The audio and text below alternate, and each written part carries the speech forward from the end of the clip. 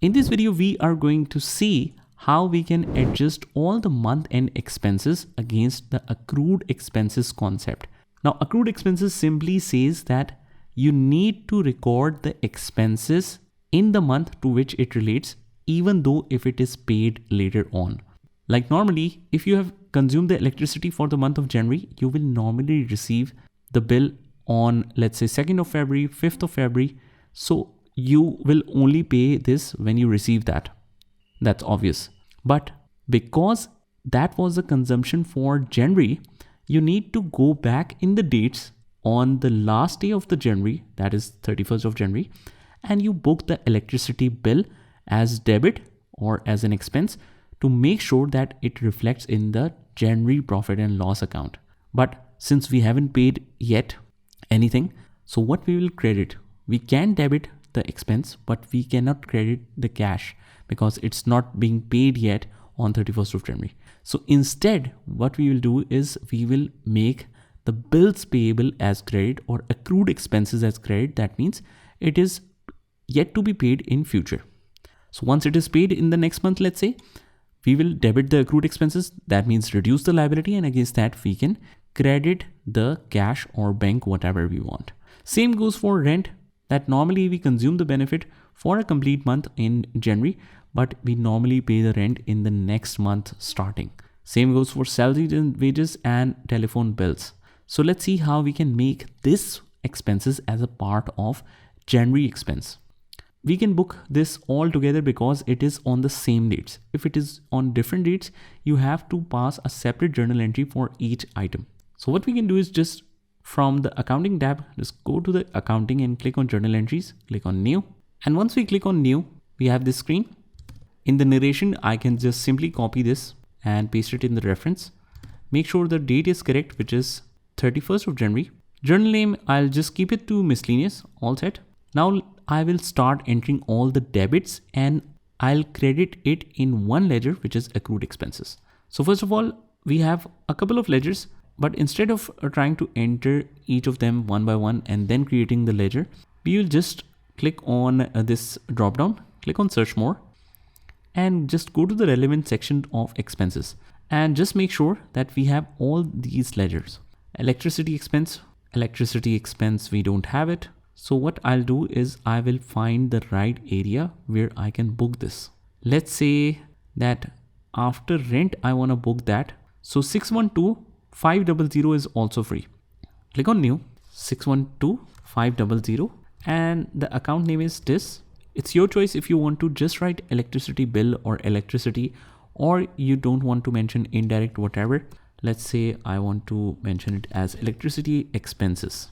Click on save. And after that, just remove this, go to the search again. Let's find the next one, which is rent. So rent is here. We don't need to create this. Salaries and wages. For salaries and wages, we can see that we have salary expense available right here.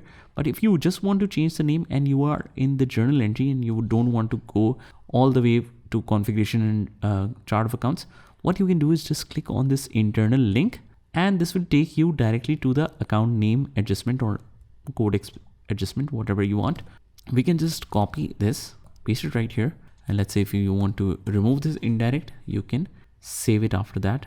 Just move back to the draft entry and you are good to go. Telephone bills, let's locate that as well. Remove this, click on search more, and it's telephone bills. So maybe we have utilities expenses available, any kind of utilities. No, we don't have it. So what we'll do is 613,500, let's create 613,500, and it's against telephone bills. Let's copy this, paste it here, and let's remove indirect.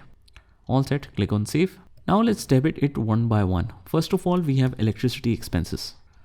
Label, I can just mention the same name. The amount is 15,000. On the next line, we just add a line, rent expense. So write rent here. And by default, the second entry, it always balance it out from the debit against the credit. So what I'll do is just copy and paste the label and just mention the debit amount here. You don't need to remove it from credit. It will automatically be finished from there. As you can see, as we press tab, it automatically place it in the debit only. because on a single line, the entry could be either debit or credit, not both. Add a new line. Now we have salaries and wages. We can copy this same name here in the labels. Amount is 75,000. Copy and paste. Go on the next line. Last one, we have telephone bills.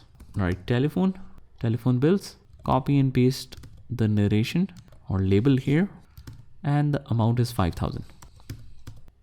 In the last, we will just credit accrued expenses or bills payable. Let's see if we have this. No, we don't have bills to receive. We have, but not bills payable. Let's try accrued expenses. Yes, we do have accrued expenses. I'll just use this.